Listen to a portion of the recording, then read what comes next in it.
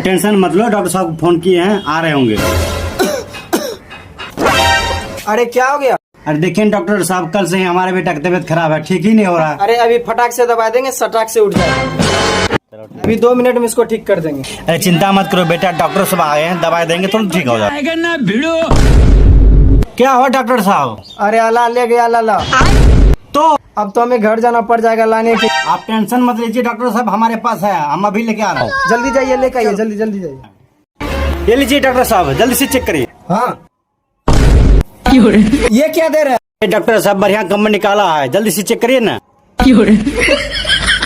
अरे इसमें आवाज आ रहा है, इसमें आवाज नहीं आ रहा।